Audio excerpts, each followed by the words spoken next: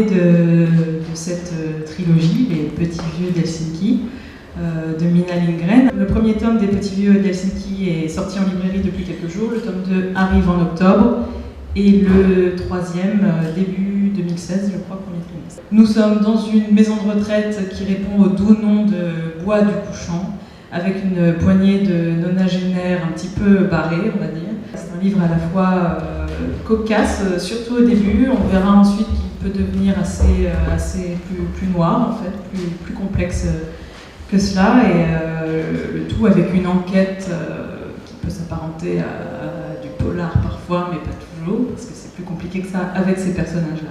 Est-ce que vous pouvez, vous qui avez été un des premiers lecteurs de Minna Lindgren, nous expliquer quelles sont les premières impressions de lecture quand on rentre dans ce livre, vous qui en plus l'avez appréhendé en langue originale? Ce qui m'a frappé d'abord, c'est la drôlerie du livre, avec pas mal de jeux de mots, dont je m'inquiétais d'ailleurs quand on rendu à la traduction, et pas mal de comiques de situation aussi.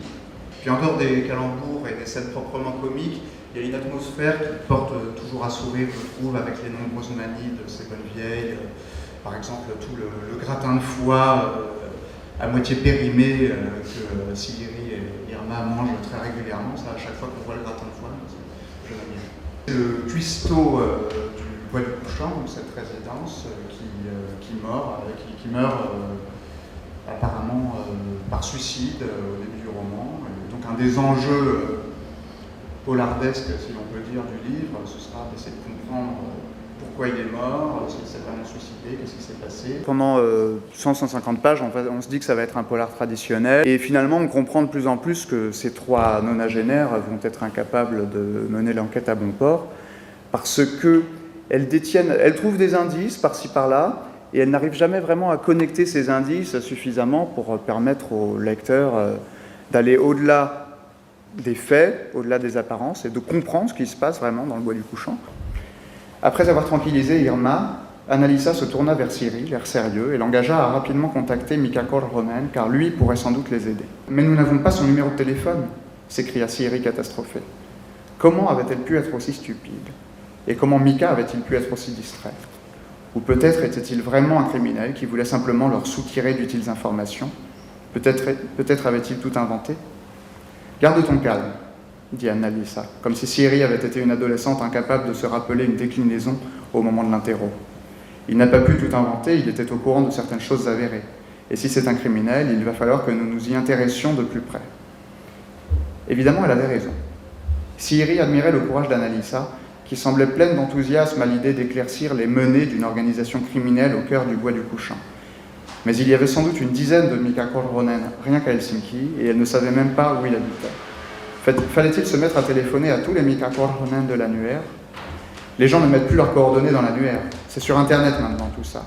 Et puis, on peut le chercher sur Facebook, dit Anna-Liisa en prononçant ce dernier mot comme si c'était de l'italien. Et si on décidait de faire tous nos déplacements en taxi, proposa Siri. Peut-être qu'un jour, on retournera sur le taxi de Mika. Parce qu'à l'origine, elles ont rencontré Mika dans un taxi.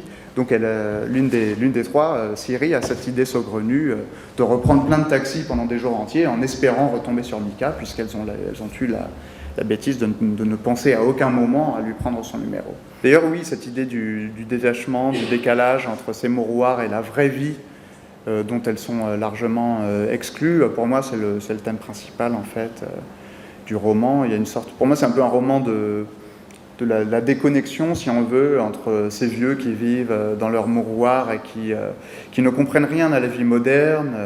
La moindre allusion à Internet leur est complètement impénétrable.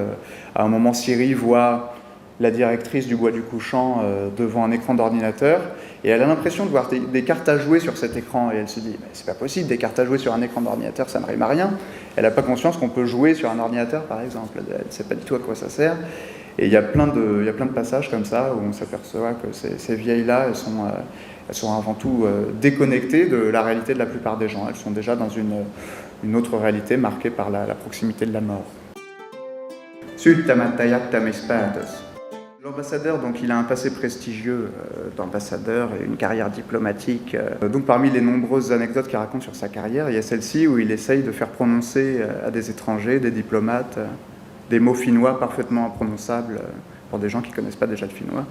L'ambassadeur expliqua qu'il avait jadis essayé d'apprendre à des étrangers à prononcer le mot finnois signifiant « ordonnance de non-lieu », mais que cela n'avait rien donné de convaincant. D'ailleurs, dans toutes les autres langues, il fallait plusieurs mots, voire plusieurs phrases pour dire la même chose, mais en finnois, il suffisait de ce mot tout simple. Annalisa et l'ambassadeur sourirent à l'évocation de ce fait, comme si la glorieuse destinée de la langue finnoise reposait entièrement sur leurs frêles épaules. Un autre mot intéressant était « raparperi inkivari yadeke », un parfait rhubarbe gingembre. Ça, personne n'arrivait à le dire. On en servait souvent à l'ambassade au dessert, et c'était toujours amusant de voir les Roumains, les Français ou les Asiatiques essayer de dire « raparperi inkivari yadeke ».